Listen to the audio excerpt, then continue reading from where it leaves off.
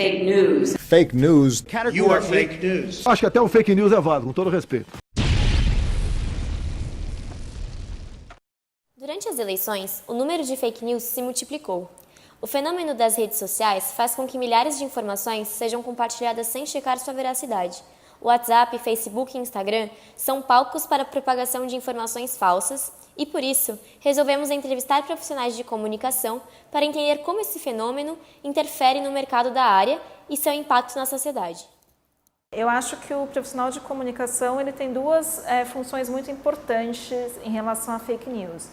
A primeira diz respeito à própria conduta dele, né, ao próprio trabalho dele.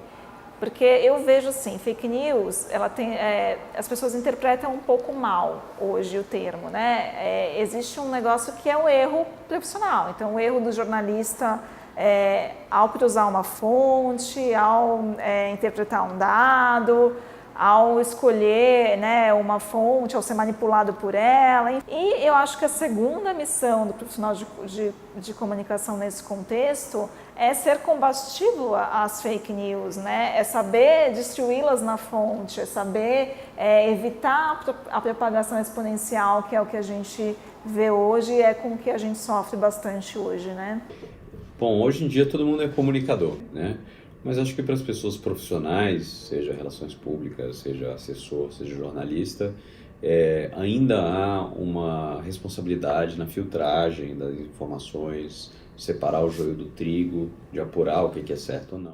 As fake news, elas vêm como um obstáculo para a gente. E o profissional de comunicação, ele tem que estar sempre muito atento para as notícias e para as informações que chegam a ele, para que ele não contribua com essa propagação. Eu acho que as consequências são devastadoras, né? E depende também da sociedade, né?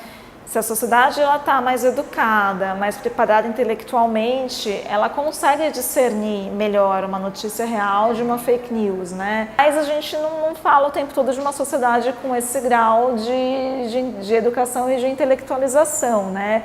Então a gente vê uma situação muito complicada de pessoas que realmente acreditam no absurdo, que realmente acreditam em um fato construído, em um fato manipulado, e isso é muito ruim, né? Porque às vezes a fake news ela fica muito mais forte do que um fato real e é difícil de combater.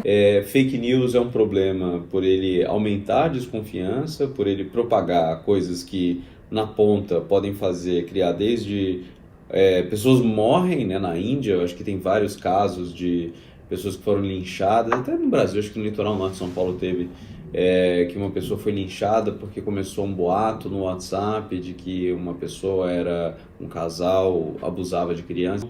Tem N níveis de impacto as notícias falsas e eu acho que cabe a cada um dos comunicadores ajudar a combater. A fake news ela é muito perigosa porque ela permeia tudo.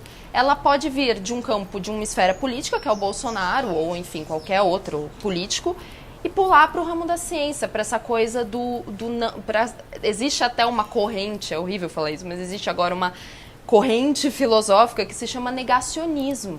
É você literalmente negar a ciência, negar que a Terra é redonda, negar que vacinas são um problema de saúde pública, que precisam existir.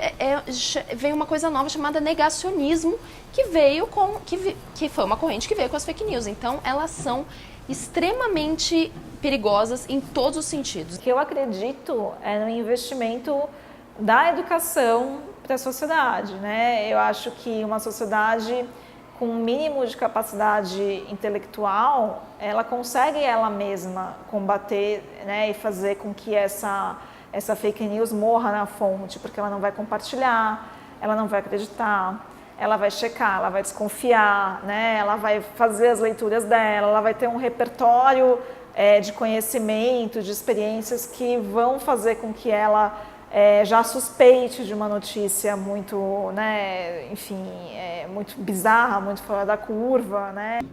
Eu acho que o caminho de regulação é muito perigoso, assim, porque eu tenho alguma experiência com programação, né? Eu fiz um robozinho lá que ele checa informações no Twitter. Toda vez que alguém compartilha uma notícia, uma URL falsa, O robozinho vai lá e fala educadamente para a pessoa ler um debugging, né, uma checagem daquela notícia.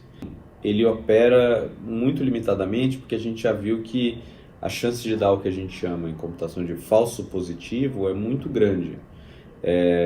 Ironia, ou alguém que está citando um número só para dizer para contra-atacar, isso acontece muito.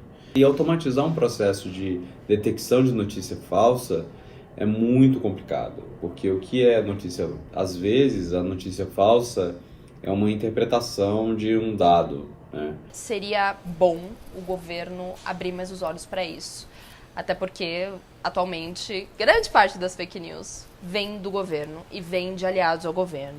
Então, nesse momento, seria ótimo que o governo abrisse um órgão para fiscalizar essas coisas. Mas, ao mesmo tempo, eu acredito que não vai ser possível, porque o governo é justamente a fonte maior de fake news hoje em dia.